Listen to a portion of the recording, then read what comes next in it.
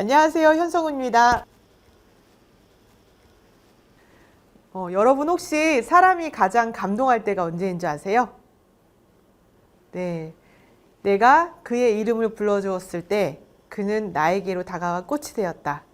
김춘수님의 꽃의 한 소절인데요. 이처럼 상대방의 이름을 기억하고 불러줄 때 가장 감동합니다. 그래서 세계적인 프랜차이즈 스타벅스에서는 아무리 IT 기술이 발달해도 절대로 진동벨을 사용하지 않습니다. 대신에 고객의 이름을 불러주는 콜 마이 네임이라는 서비스로 고객을 감동시키고 있는데요. 오늘은 이와 관련해서 한 번 오신 고객을 또 오게 하는 서비스 디자인의 법칙에 관한 내용을 한번 다뤄보겠습니다. 첫 번째로 맛은 30, 나머지 70%가 가게의 운명을 결정한다라는 말이 있습니다. 갑자기 매출이 떨어지면요, 식당 사장님들은 이런 고민을 합니다. 이렇게 매출이 떨어졌지? 우리 음식이 그렇게 맛이 없나? 물론 맛이 제일 중요한 기본입니다. 왜냐하면 기본이 무너진 식당은 어떻게 해도 회생하기 어렵기 때문입니다. 그런데 맛 외에 놓치지 말아야 할 것들이 있습니다. 고객은 식당에 와서 음식의 맛만 느끼고 돌아가진 않습니다. 가게의 분위기, 청결, 서비스, 심지어 흐르는 음악까지도 전부 기억에 담은 채 돌아가는데요. 결국에는 손님이 오감으로 느끼는 경험을 만족시키지 못한다면 이제는 먹는 장사로 성공하기 힘든 때입니다. 이때 우리에게 필요한 게 바로 서비스 디자인인데요. 서비스 디자인이라는 것은 고객의 관점에서 그들의 경험을 관찰하고 분석해서 고객 만족을 위한 새로운 형태의 서비스를 개발하는 방법을 말을 합니다. 직접 고객이 되었을 때 불편한 경험을 특별한 경험으로 바꿀 수가 있는데요.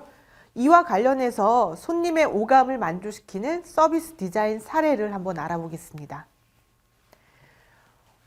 여러분들 혹시 매출 공식 아시나요? 매출은요, 손님 수 곱하기 객단가입니다. 그렇다면 매출을 올리려면 이렇게 하시면 돼요. 첫 번째, 손님 수를 늘립니다.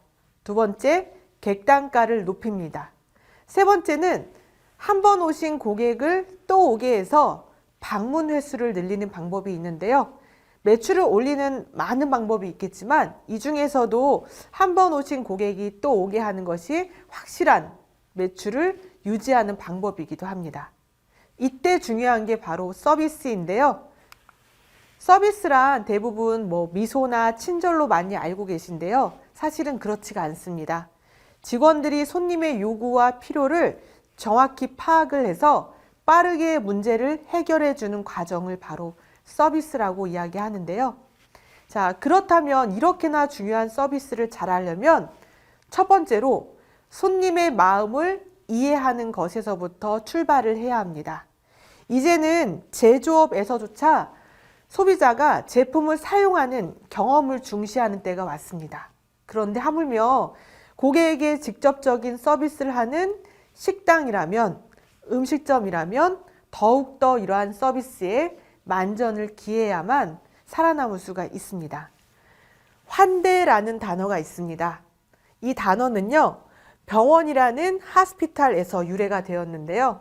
병원은 환자에 대한 치료와 치유를 목적으로 합니다.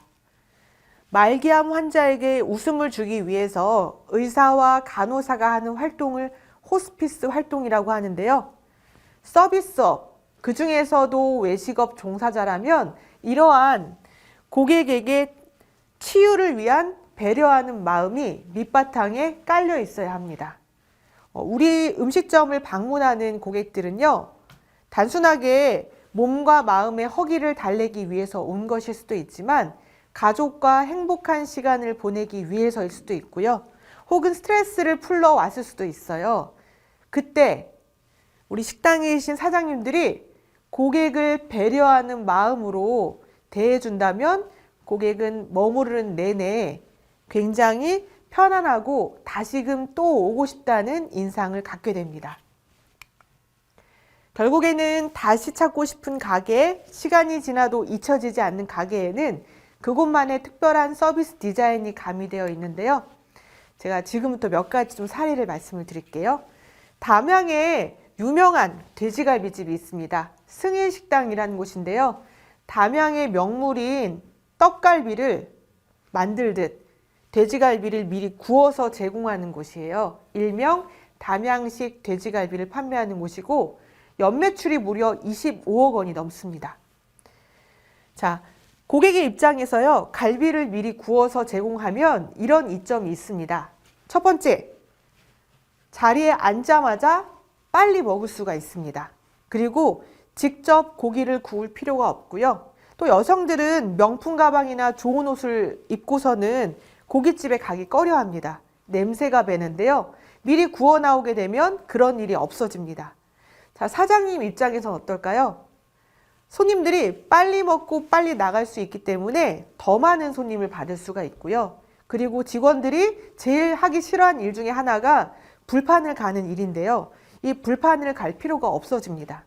결과적으로는 손님도 좋고 사장님도 좋은데 이 사장님은 항상 마음속에 뭔가 한 가지 아쉬움이 있었대요. 아무리 고기를 맛있게 구워도 미리 구워서 내면요, 먹는 과정이 식을 수가 있거든요. 어떻게 하면 고객이 마지막 한 점까지 따뜻하게 드실 수 있을까를 늘 고민했대요. 그러다가 방법을 찾았습니다. 이 집은요, 3인분의 고기를 시키면 처음에는 2인분을 줍니다. 큰 접시에 2인분을 담고요. 고기를 다 먹어갈 때쯤에서 그 타이밍을 맞춰서 1인분을 제공해요. 그런데 그 양이 마치 3인분 같은 2인분이라서 손님 먹는데 또 주는 거예요. 와, 뭐지? 이거 서비스인가? 무료인가? 라는 생각이 들어요. 이렇게 서비스를 제공하는 시점을 달리함으로써 뭔가 무료로 덤으로 받는다는 느낌을 받고요. 또 마지막까지 따뜻하게 드실 수 있기 때문에 더욱 감동하게 되거든요. 근데 또 여기서 이런 의문이 들 수 있습니다. 그렇다면 어떻게 이렇게 1인분을 제공하는 타이밍을 맞출 수 있을까? 그 비밀은 CCTV에 있었습니다. 이 집은 카운터 앞에 CCTV가 3대가 있는데요. 이걸 활용해서 타이밍을 맞추고 있었어요. 우리가 특 1급 호텔 레스토랑에 가면요, 주방에 CCTV가 있어요. 그 용도는 습, 샐러드, 애프타이저, 메인 이런 것들의 정확한 타이밍을 맞추기 위해서거든요. 그런데 여기는 특 1급 호텔도 아닌데 이러한 전략들을 사용하고 있는 거예요. 네. 결과적으로 내가 어떻게 하면 고객에게 좋은 서비스를 할까를 고민하다 보니까 호텔급 이상의 서비스를 하게 된 것이죠. 이렇게 고객에 대한 고민을 하면 할수록 더 좋은 서비스를 할 수 있다는 사실을 알 수 있습니다.